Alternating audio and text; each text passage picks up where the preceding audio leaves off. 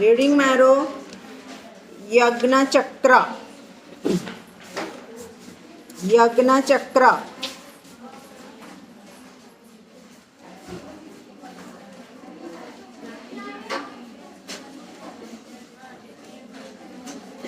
સમજી લઈએ. યજ્ઞ ચક્ર એટલે શું? તો ચક્ર એટલે એક રોટેશન ચાલે અને યજ્ઞ એટલે કંઈક ત્યાગ કરો. શેનો ત્યાગ કરો? તો ઈશ્વરીય રીતે જે કુદરતી રીતે મળેલું છે એ મળેલી વસ્તુનો કર્મ પ્રમાણે ઉપયોગ કરવો. અકર્મ અને વિકર્મ મુજબ નહીં, કર્મ મુજબ જે છે એનો ઉપયોગ કરવો એ યજ્ઞ. આપણે જે યજ્ઞ કરીએ છીએ તો ખરું, પણ સાથે સાથે જીવન વ્યવહારનું શું? તો કે રોજબરોજના કર્મ જેની સાથે સંકળાય છે એ કર્મ. જેમ કે આપણે સવાર પડે ને આપણે આ કામ કરીએ 8 થી 1, તો કે કોલેજનું, તો એ યજ્ઞ કાર્ય થયું. તમારું ભણવાનું કામ એ યજ્ઞ કાર્ય થયું. ત્યાર પછી જોઈએ તો ઉપનિષદનું પણ વાક્ય છે ઈશાવાસ્ય ઉપનિષદમાં કે યજ્ઞના અંતે જે છોડી દેવામાં આવે છે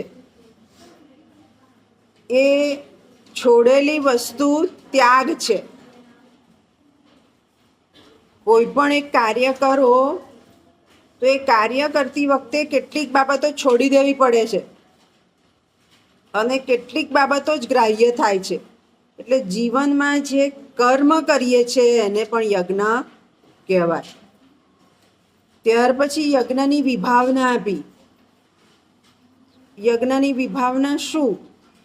તો 5 પ્રકારના, જે મેં કીધું એમ કે સ્થૂળ યજ્ઞ કરીએ છીએ, 5 પ્રકારના યજ્ઞોનું મહત્વ જીવનમાં છે. એ યજ્ઞ પણ તમને ચોક્કસ ફળ પ્રાપ્તિ અપાવે છે. કેટલાકના ઘરે આજની તારીખમાં પણ ભાત લઈ એના પર ઘીની આહુતિ અપાય છે અને અંતે પાણી ફેરવાય છે. એ શું છે? તો એ અન્નપૂર્ણા દેવીની સ્તુતિ છે કે અન્નપૂર્ણા દેવી આપણે બધાને સારી રીતે ખાવાનું આપે, સારું ધાન્ય ઉગે અને આપણા શરીરમાં પાચ્ય બને. આ યજ્ઞ છે. અને યજ્ઞની પાછળની વિભાવના શું છે? તો પ્રકૃતિનું તત્વ બરાબર ચાલે, ત્યાં આધ્યાત્મિક વસ્તુ છે અને એ આધ્યાત્મિક વસ્તુ દ્વારા પણ પ્રકૃતિ બરાબર ચાલે એવો નિર્દેશ થયેલો જોવા મળે છે. ત્યાર પછી નેક્સ્ટ હેડિંગ મારો લોક સંગ્રહ. લોક સંગ્રહ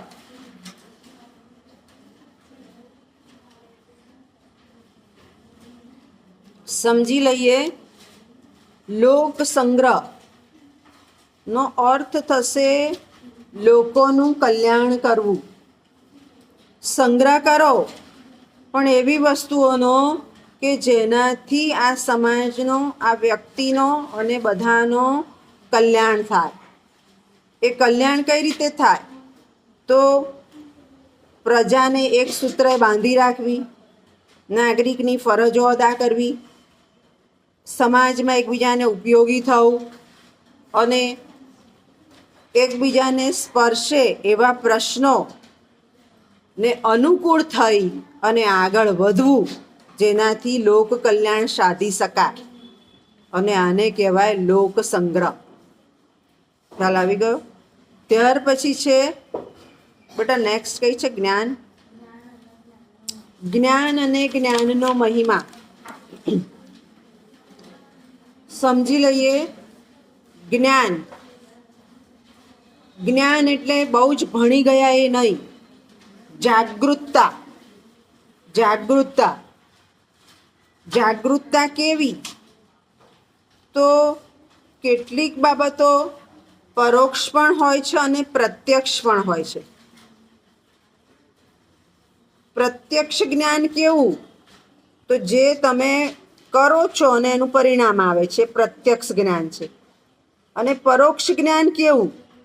તો જે રોજબરોજના કામમાં કોઈને મુશ્કેલી ઊભી નથી થતી, કોઈને પાપ લાગે એવું કામ નથી થતું, કોઈને નડતા નથી, એ પરોક્ષ જ્ઞાન છે. અને એ પરોક્ષ જ્ઞાન પણ વ્યક્તિના વ્યક્તિત્વને જાગ્રત રાખે છે. બીજું, આ પરોક્ષ અને પ્રત્યક્ષ બે એકબીજાની સાથે છે. એના માટે સરસ ઉદાહરણ આપ્યું છે વેદાંતમાં, કે તમે સીધી દ્રષ્ટિએ ચંદ્ર જુઓ તો તમને ચંદ્રનું ફોકસ એની ચાંદની દેખાશે, અને ત્યાર પછી તમે સહેજ આંગળી દબાઈને ચંદ્ર જોશો તો એ ફોકસ વર્તુળાકાર થઈ જશે. જ્ઞાનમાં પણ એવું છે. જ્ઞાન અને અજ્ઞાન વચ્ચે આવો ભેદ છે. સીધે સીધો ચંદ્ર દેખાયો એ જ્ઞાન છે, અને ઘણા બધા 5-7 ચંદ્ર જોયા એ અજ્ઞાન છે. આપણે એને જ્ઞાન માની લઈએ છીએ. અને એ પ્રત્યક્ષ અને પરોક્ષ જ્ઞાન સાથે સંકળાયેલું છે. તમે કયા કામ કરો છો એના આધારે એ જ્ઞાનની બાબતને મૂલવી શકાય છે. આ થયું જ્ઞાન અને જ્ઞાનનો મહિમા. ખ્યાલ આવી ગયું?